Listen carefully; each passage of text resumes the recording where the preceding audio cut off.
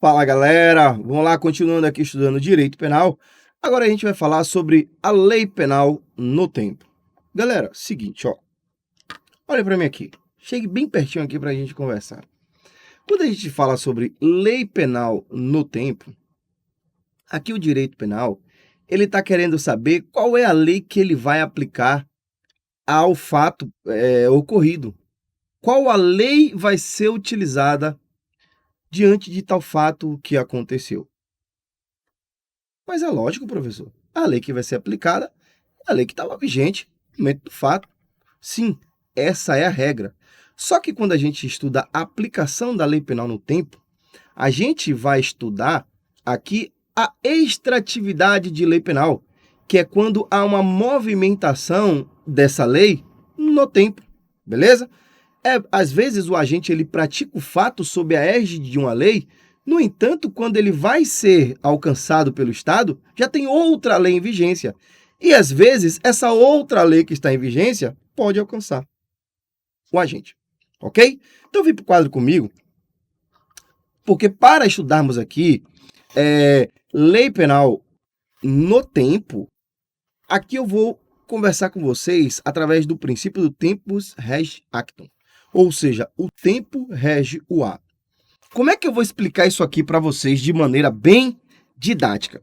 Aqui eu vou explicar para vocês assim, ó. Vamos pro quadro aqui. Imagine que eu tenho aqui um lapso temporal, beleza? E aí o que vai acontecer? Aqui eu tenho um ano de 2010, aqui eu tenho um ano de 2011, beleza? Pronto. Esse carinha aqui, ó, ele praticou um crime de furto em 2010. E aqui a pena era de 1 a 4 anos. Ok? 1 a 4 anos. Aí em 2011, o mesmo crime de furto, ele passou a ter pena de 2 a 8 anos. Beleza? 2 a 8 anos. Então perceba que por força do princípio do tempo regis actum, ele tem direito a ser alcançado pela lei, eu vou chamar isso aqui de lei A, e eu vou chamar essa aqui de lei B. Ele tem direito a ser alcançado pela lei A, porque era a lei que estava vigente no momento do fato. Beleza? E aí, imagine que 2012, vamos colocar aqui 2012, que é a data da sentença, o juiz ele vai utilizar a lei A. Mas aí,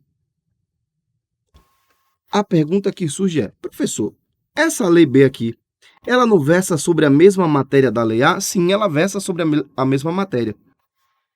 Se ela versa sobre a mesma matéria, ela não vai revogar a lei A? Sim, ela vai revogar a lei A. Então, como é que em 2012, em um momento futuro, o juiz vai utilizar uma lei que já está revogada? Isso é por força do princípio da irretroatividade de lei prejudicial. O artigo 5º, essa base aqui está lá no artigo 5º, inciso 40 da nossa Constituição Federal de 88. O artigo 5º, inciso 40, ele diz que a lei não retroagirá, salvo se for para beneficiar o réu. Então, aqui eu tenho a regra, que é a irretroatividade. A lei ela vai viger dali para frente. E aí, toda vez que ocorre a irretroatividade, consequentemente, vai acontecer uma movimentação no tempo chamada de ultraatividade, ou seja, a lei revogada sendo aplicada em momento futuro. Gente, isso é ultraatividade. Ultraatividade é quando eu tenho uma lei revogada sendo utilizada em momento futuro. Beleza? Vamos lá. E aí, pessoal, ainda falando sobre esse assunto, extratividade, o que vai acontecer? Eu tenho um outro exemplo aqui. Então, esse é o exemplo da ultratividade, mas eu também tenho esse exemplo aqui, pessoal, Imagine que, e aí eu vou colocar um outro quadrinho esquemático aqui, perfeito? Aí eu vou ter aqui, deixa eu colocar a canetinha preta, pronto. Vamos lá, 2010, Tício tenha praticado um crime de furto, com pena de 1 a 4 anos. Aí, 2011, o que vai acontecer? O crime de furto, ele passou a ter pena agora de 1 a 2 anos. E aí, em 2013, o juiz ele quer dar sentença. Sentença, né? Ele vai proferir a sentença. Então, perceba que nesse caso, ele praticou um fato em 2010, sob a égide da Lei A. E aí agora a Lei B, ela traz uma pena menor. Nesse caso, o que vai acontecer? Professor, o senhor não falou que o tempo regis actum, ele faz valer que o agente ele deverá ser alcançado pela lei que estava vigente no momento do fato? Perfeito. Só que por força do princípio da retroatividade, retroatividade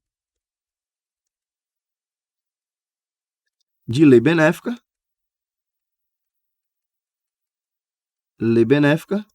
o que vai acontecer? Essa lei ela vai retroagir e ela vai fazer de conta que já existia lá em 2010.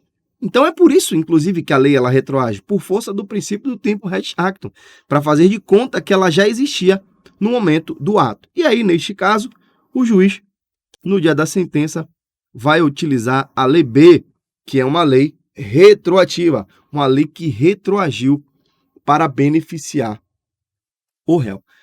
Ok, turma? Tem dúvidas até aqui a respeito disso? Não, né? Não tem dúvidas, né? Então, até aqui tudo certo.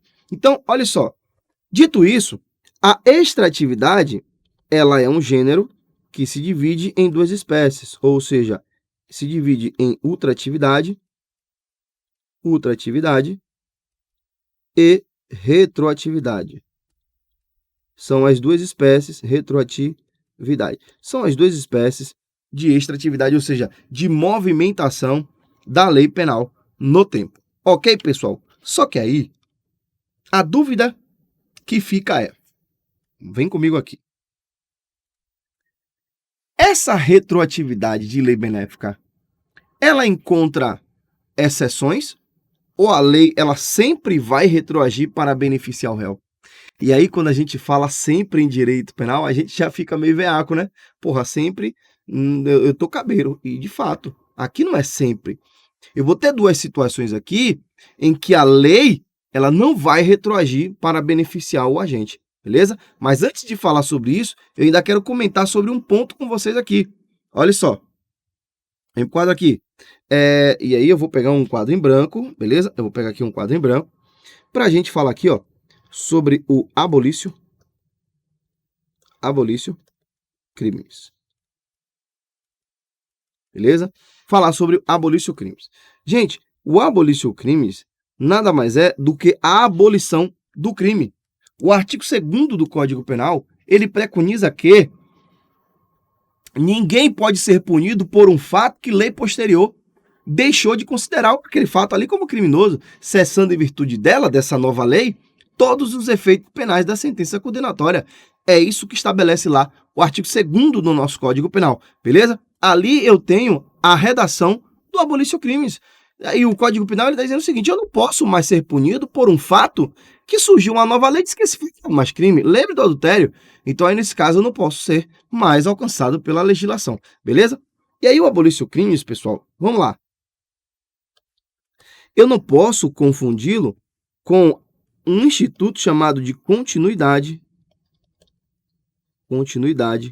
normativo típica.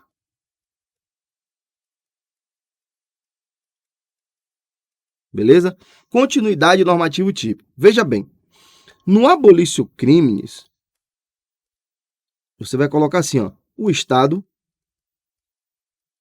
não quer mais a conduta. Não quer mais a conduta. Beleza? O Estado não quer mais a conduta criminosa. Vamos preencher, né? Criminosa. Ele não quer mais aquela conduta criminosa. Ele pode eventualmente responsabilizar aquela conduta em outro ramo do direito, mas não no ramo do direito penal, beleza? Enquanto que a continuidade normativo típica, o Estado desloca a conduta de um dispositivo para outro. Então, aqui na continuidade normativo típica, o que acontece, na verdade, é uma relocação geográfica. Veja bem, no abolício crimes, o Estado olha para a conduta e diz assim, não, você não é mais crime. Na continuidade normativo típica, não. Na continuidade normativo típica, o Estado olha para a conduta e diz assim, vou pegar você que está aqui e vou colocar você aqui. Exemplo, o crime do artigo 214, atentado violento ao pudor, era quando o agente ele constrangia alguém mediante violência ou grave ameaça a praticar ato libidinoso. E aí, através do advento da lei 12.015 de 2009, 12.015 de 2009, ela retirou essa conduta do artigo 214, revogou o artigo 214, mas não foi um abolício crimes, porque aquela conduta ela foi inserida ao artigo 213. Então, o atentado violento ao pudor transformou-se no crime de estupro. Então, perceba que há uma grande diferença entre um e outro. Vem para o quadro.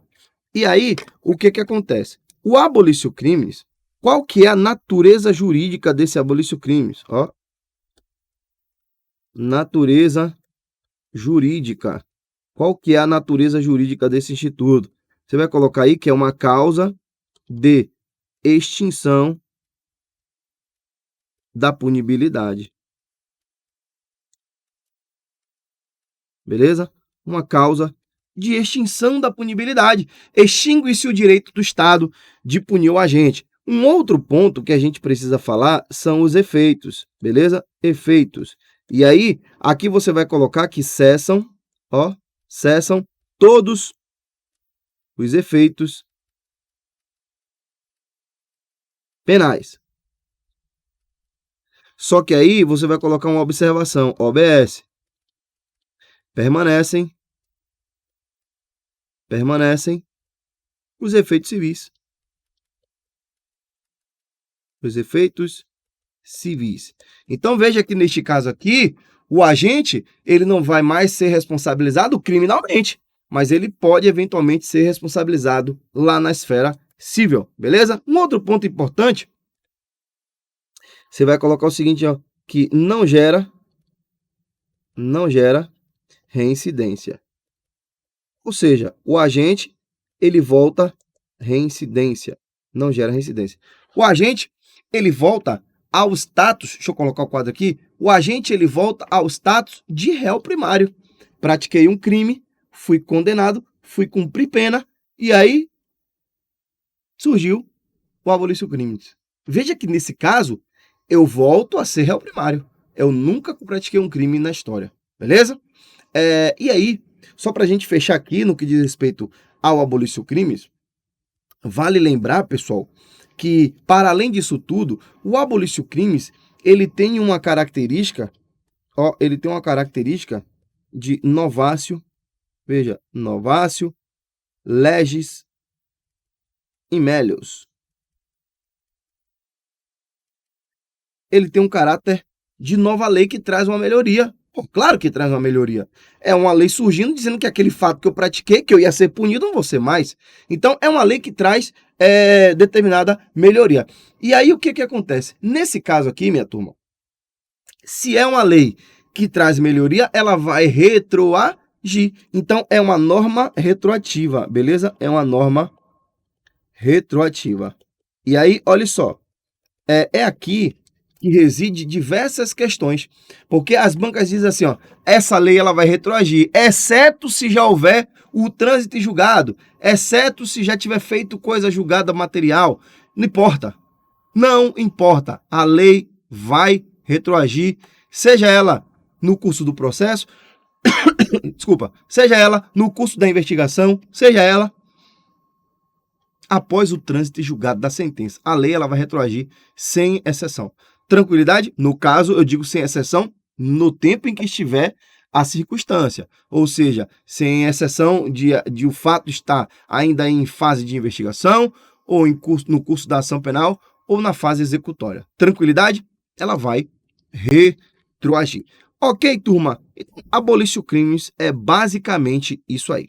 Mas aí, ó, do lado de cá, eu tenho aqui, ó, as leis extraordinárias.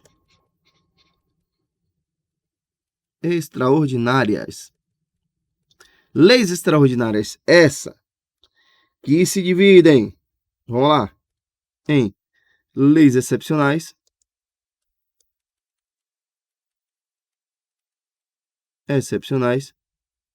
e leis temporárias.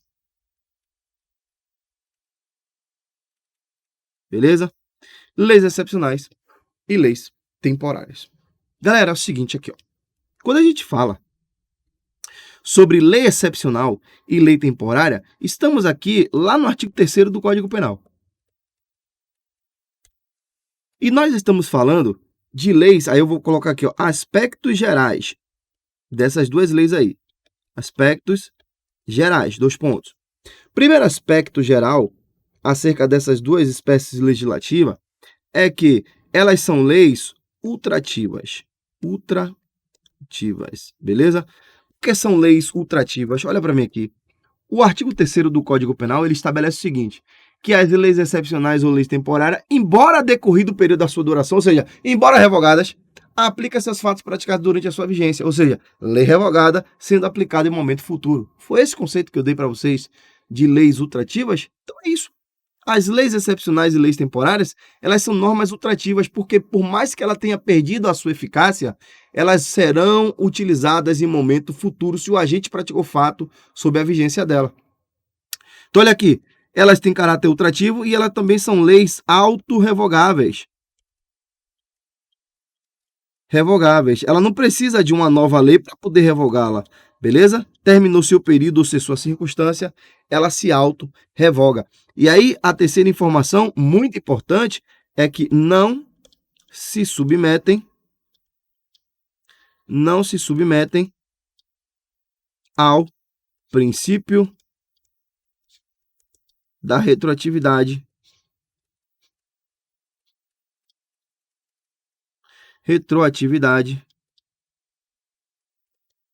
benéfica. Beleza? Elas não se submetem ao princípio da retroatividade de lei benéfica, porque aqui é o seguinte, ó, imagine que de 2010, beleza? Imagine que de 2010 a 2011, então coloquei um prazo, eu estou diante de uma lei temporária, beleza? Vou escrever aqui, ó, lei temporária. O que acontece aqui? Durante esse período, o artigo 312, que traz o crime de peculato, ele tem a pena de 5 a 15 anos. Só que o artigo 312, ele tem pena de 3 ou de 2 a 12 anos. Só que durante esse período aqui, o legislador disse, não, durante esse período vai ter pena de 5 a 15. E aí, lá em 2012, voltou a ter pena de 3 ou de 2 a 12 anos. Beleza? O agente praticou fato aqui em 2010. Ele foi lá e praticou peculato, ok? Só que ele só foi descoberto em 2012. Em 2012 foi que descobriram. A pergunta é, eu vou usar a pena de 2012, que é menor, ou vou usar a pena de 5 a 15? E aí veja que aqui, por ser uma lei temporária, essa lei ela não vai poder retroagir aqui para beneficiar. Ela não pode retroagir. Então, o agente, futuramente, ele será responsabilizado com pena de 5 a 15 anos. Beleza? Então, é por isso que elas não se submetem a essa ideia de retroatividade de lei benéfica. E aí, por fim, as leis excepcionais são leis que surgem, veja, surgem para viger durante fatos anormais. E as leis temporárias, elas surgem com validade pré-estabelecida. Ela já vem com a validade pré-estabelecida, beleza? Então, eu tenho aí, de um lado, as leis excepcionais e, de outro lado, eu tenho as leis temporárias. E aí eu tenho aí alguns aspectos gerais no que diz respeito a ambas as legislações. Cuidado! Por que cuidado? Porque aqui, por muitas vezes, por ser leis extraordinárias, a banca vai tentar enganar vocês dizendo que essas leis aqui elas podem surgir por meio de decreto, de medida provisória, e aí você está lembrado do princípio da reserva legal, certo? Então, pessoal, falamos sobre a lei penal no tempo. Agora a gente vai falar sobre o tempo do crime. De igual, aqui só tem a palavra tempo. Lei penal no tempo é uma coisa, tempo no crime é outra, certo? Então, bora pro quadro aqui para a gente conversar um pouquinho sobre o tempo do crime, certo? Então, deixa eu colocar aqui, ativar minha caneta. Tempo do crime. Tempo do crime. Olha só. Para o tempo do crime, o Código Penal ele adotou uma teoria chamada de teoria da ação, ou também chamada de teoria da atividade. Maravilha?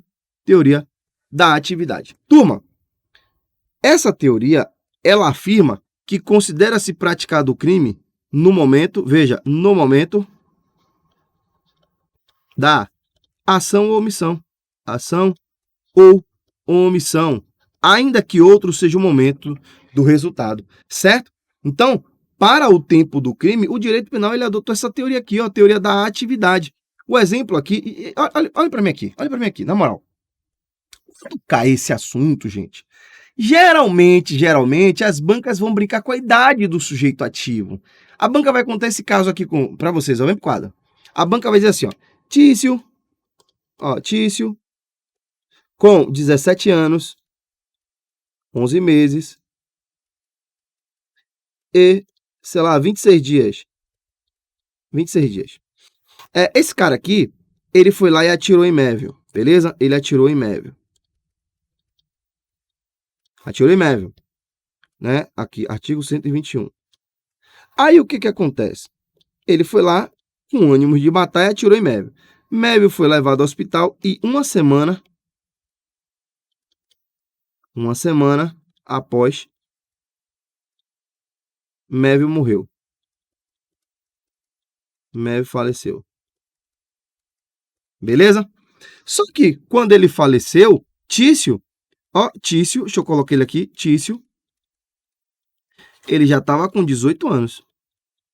Aí a pergunta que a banca vai te fazer é a seguinte, nesse caso hipotético, Tício vai ser responsabilizado criminalmente? Ele vai ser submetido à matéria criminal, sim ou não? E a resposta é não. Por que não? Porque o crime aconteceu aqui, ó, quando ele tinha 17 anos, ou seja, aonde ocorreu a ação ou omissão, ainda que outro seja o momento do resultado, beleza? Então, quando a gente trata sobre tempo do crime, é essa ideia que a gente precisa saber, é quando o crime aconteceu, beleza? É o Código Penal perguntando para você, vem cá, o crime aconteceu aonde? Quando houve os disparos ou quando a vítima morreu? E aí a resposta é quando houve a ação ou omissão, neste caso, quando houve a ação, quando houve os disparos, beleza? Mas vem para o quadro, porque aqui é o seguinte, falando ainda sobre esse tema, eu tenho aqui uma súmula, beleza? Que é a súmula 711 do STF. A súmula 711 do STF, ela vai versar sobre os crimes continuados e também sobre os crimes permanentes. Beleza? Crimes continuados e crimes permanentes. Turma, a súmula 711, ela diz assim, ó, bom, quando estivermos diante de crimes continuados ou crimes permanentes, veja bem, em ambos os casos, aplica-se a pena por lei vigente anterior à cessação da conduta do agente. Como assim, John? Eu não entendi. Vamos lá. Vou pegar um exemplo aqui de crime permanente. Artigo 33 da Lei 11.343/2006. Crime de tráfico de drogas. Tráfico de drogas. Lembrando que não são todos os verbos que são considerados verbos permanentes. Mas eu vou usar um verbo aqui que é um verbo permanente. Aqui, ó. Ter em depósito. Beleza? O verbo ter em depósito, manter em depósito, né? Armazenar, é um verbo permanente. Aí esse cara, ele armazenou essa droga entre 2010 até 2015. 2010 a 2015. E aí, 2015, sabe o que foi que aconteceu? Lá em 2015, esse rapaz aqui, ó, ele foi preso em flagrante. Preso em flagrante. Porque o Código de Processo Penal, ele regula que nos crimes permanentes, enquanto durar a permanência, caberá prisão em flagrante. Então, veja que nesse caso aqui, ele começou a prática em 2010 e a prática foi interrompida em 2015, quando ele foi preso em flagrante. E aí, o que acontece aqui? Observe que, nesse caso, em 2011, por exemplo, a pena aumentou. Veja que em 2010 a pena era de 5 a 15, só que quando chegou lá em 2011, a pena passou a ser de 15 a 30 anos.